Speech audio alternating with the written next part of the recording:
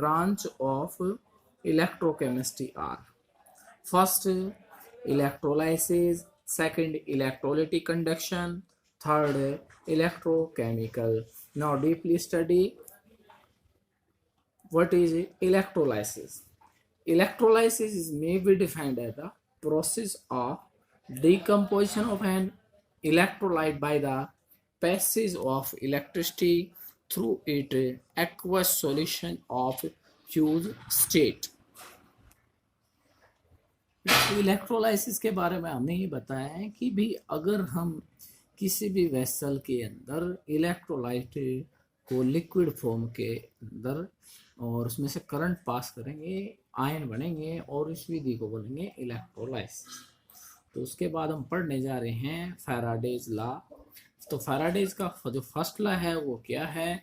It state that amount of chemical reaction and hence mass of any substance deposit or liberate at any electrode is proportional to quantity of electricity passes through the electrolyte, that is W directly proportional Q, or W is equal to Z into Q, where Z is a constant of proportionality and is also called electrochemical equivalent of the substance deposit.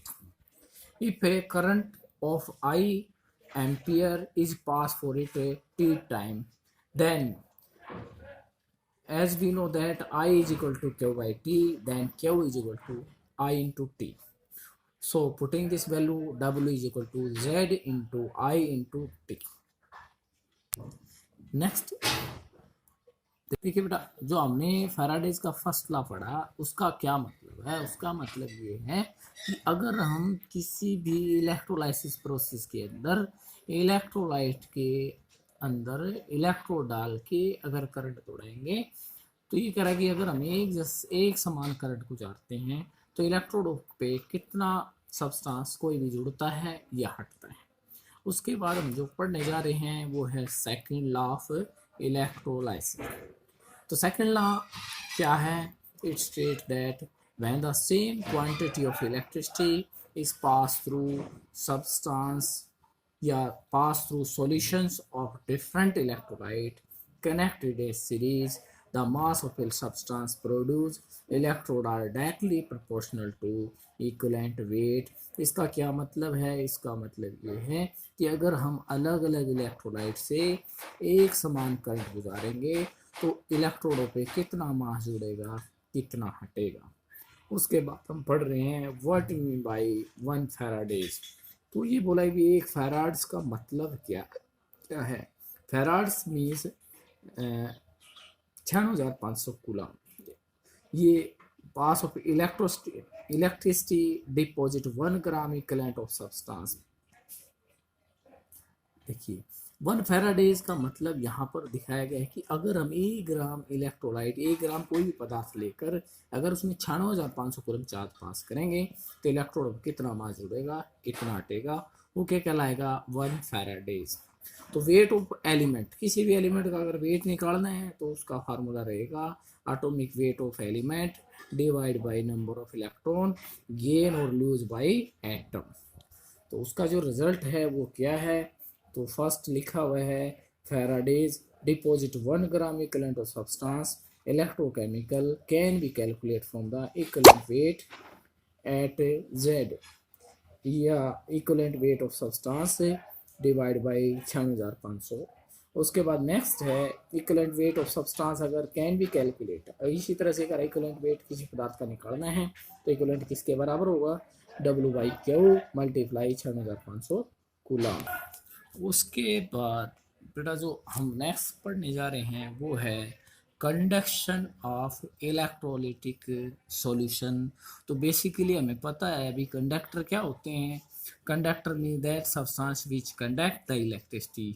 तो basically बोला गया है कि जो conductor हैं वो कितने तरह के होते हैं। तो how many types of conductor? तो basically 2 types, metallic conductor and electrolytic conductor. तो first of all discuss metallic conductor, those which conduct electricity without undergo any decomposition. इसका क्या मतलब है? ये बोला गया है कि अगर हम किसी भी पदार्थ से बिना परिवर्तन के करंट गुजारें तो क्या कहलाएगा? Metallic conductor. These are the electronic और मेटेलिक कंडक्टर। ये बोला गया इनका जो दूसरा नाम है वो इलेक्ट्रॉनिक भी हो सकता है और मेटेलिक कंडक्टर भी हो सकता है। इसके जो एग्जाम्पल है मेटल, ग्रेफाइट। कंडक्शंस का मतलब यही है due to flow of electron.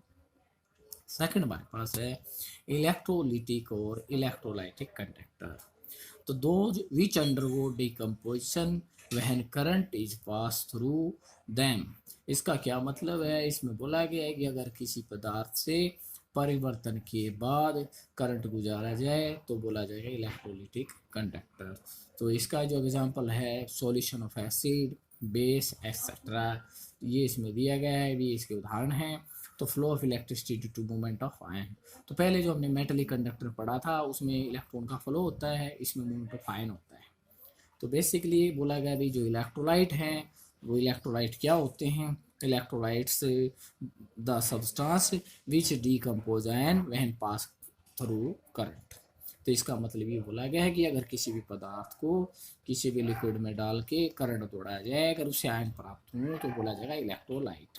तो बेसिकली ये बोला गया है कि इलेक्ट्रोलाइट कितने तरह के होते हैं। तो basically how many types of electrolytes? Basically 2 types, strong electrolyte and weak electrolyte. Strong electrolyte क्या होते हैं? तो इसमें लिखा गया है these dissociate completely in aqueous state और in molten state, hence conduct electricity to large extent. तो इसमें बोला गया है कि अगर हम एक्वस फॉर्म में या लिक्विड फॉर्म में किसी भी पदार्थ को किसी वेसल में डाल के करंट दौड़ाएं, अगर वो ज़्यादा से ज़्यादा आयन दे तो बोला जाएगा स्ट्रॉन्ग इलेक्ट्रोलाइट। एग्जाम्पल हैं HCl hydrochloric acid, H2SO4 sulphuric acid, HNO3 nitric acid etcetera. Second है weak electrolyte. We have low degree of dissociation and hence conduct electricity small extent.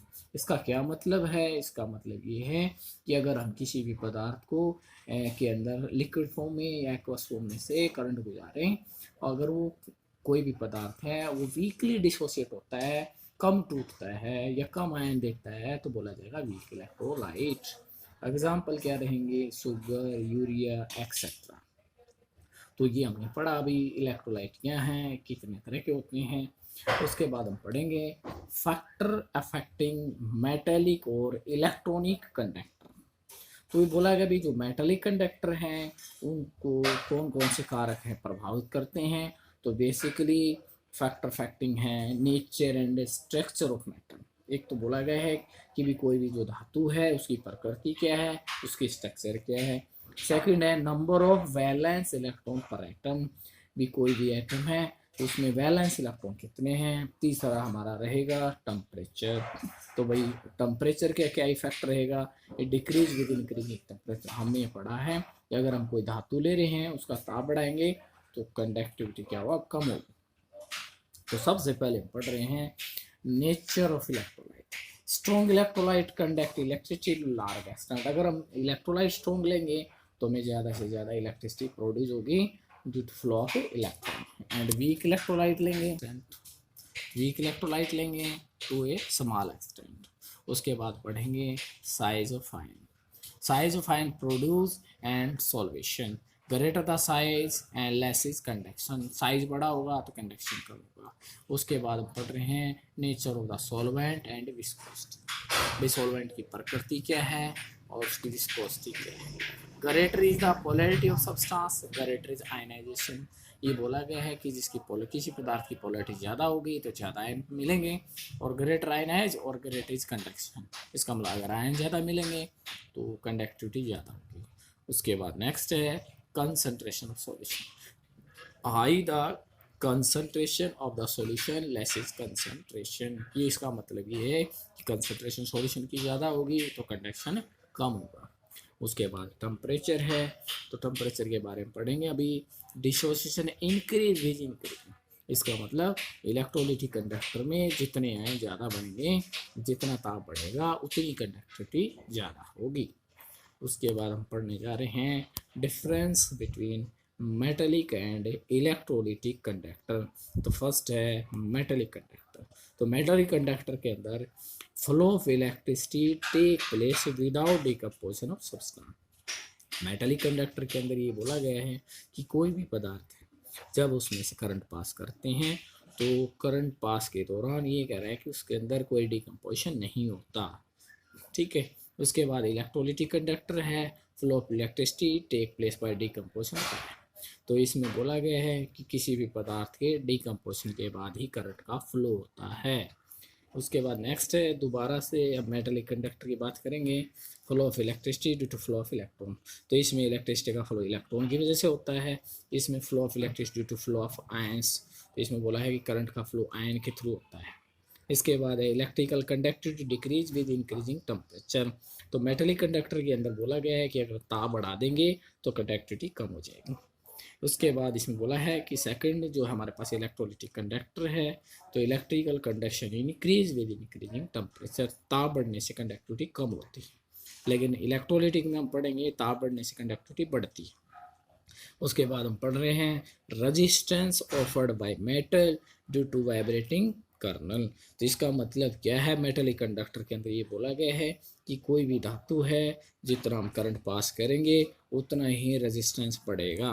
किस वजह से? ड्यू टू वाइब्रेशन, कर्नल कह लो या nucleus कह लो। उसके बाद हम इलेक्ट्रोलिटिक कंडक्टर की बात करेंगे। तो उसमें बोला है भी resistance due to factor interionic attraction. तो इनमें रेजिस्टेंस किसकी वजह से होता है? आयन की वजह से।